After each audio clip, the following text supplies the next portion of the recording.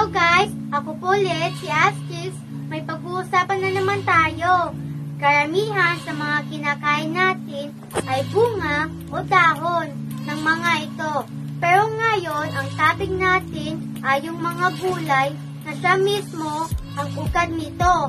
Masigit na, mas masustansya at maraming health benefits nito.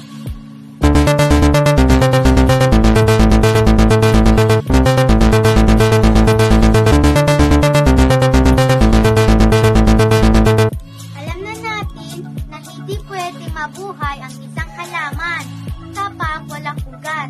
Pero papakita ko sa inyo, ang mga ugat na ito ay pwedeng mabuhay ng paulit-ulit dahil nakuha mo ng iba sa kanila.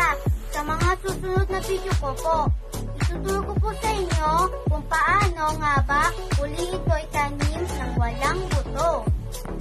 Pero ngayon, ano-ano nga ba ang mga ugat na ay gulay pa?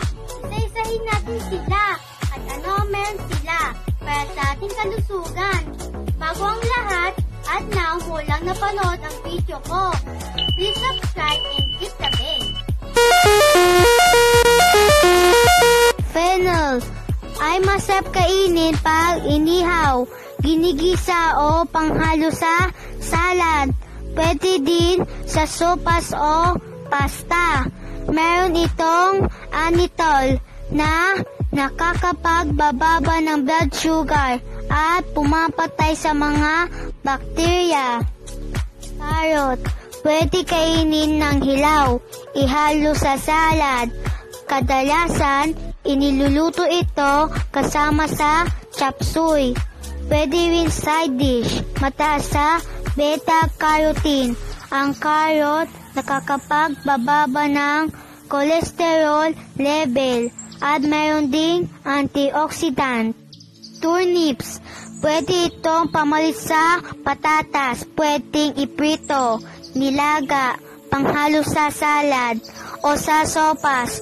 Ang turnips mataas sa vitamin C, nakakabawas din ng tsansang magka-cancer tayo. Ginger, marami din pinagagamitan ang luya, panghalo sa mga lulutuin bilang panggisa at pantanggal ng lansa. Pero mas masarap ito gawing tsaa o tea, mataas din sa antioxidant. Maganda rin itong gamot sa madalas na pagtuwal, pananakit ng kalamnan at pamumula nito. Radish, pwede itong kilawin o panghalo sa sinigang. Pwede ding salad. Malutong ito. Kaya madalas inahahain ng hilaw. Pwede rin isalad. May magandang bilang ito ng fiber at vitamin C. Meron din itong pang-antifungal properties. Kaya rin itong protektahan ang ulcer sa pananakit. Turmeric, dilaw na luya ang kadalasang tawag nito. Para makuha ang siguradong benefits nito, isama sa paminta ang pulbos ng turmeric. Ang compound nito ay curcumin. Mapapasigurado nito ang paggaling ng mga joint pain. Mababawasan ang sugar level. Sweet potato, madalas kung hindi laga ay binibake ito. Ang iba ay iniihaw. Pero mas masarap itong kamote Q at gawing side dish. Pwede rin sa salad. Nako-control nito ang ating blood sugar. Mataas ito sa vitamin A, nakakapagpatagtag ng linaw ng mata, malayo sa sakit at nakakapagpaganda ng kutis.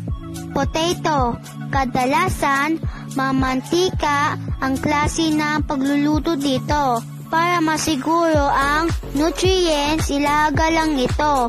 Mataas ang resistance starch nito at talagang garantisadong mababawasan ang inyong timbang. Onion, lagi nakahalo sa ano-ano mang klase ng lutuin. Madaling ihalo sa salad, sopas, scrambled egg, mga pasta. at kung ano-ano pa. Ang sibuyas ay nagpapababa rin ng sugar level, mataas ang antioxidants at nakapagpapalayo sa atin sa posibleng cancer. Garlic. Lahat ng lutuin ay hindi pwedeng mawala nito bilang pangdagdag ng aroma at lasa sa lahat ng klase ng pagkain. Mapawsawsawan, may sabaw o kahit anong main course. Nakakapagpababa ng blood pressure. Nakakabawas din ng cholesterol sa katawan. Lagi nating tandaan, lalo na sa mga batang gaya ko, basta, gulay at makakatagtag ng haba ng buhay. Ipaluto na kay nanay. Kung nagustuhan niyo po yung video ko, at may naisip kayong pwede kong maging topic, just comment. Huwag kalimutan, mag-like and share. Salamat po sa inyo lahat.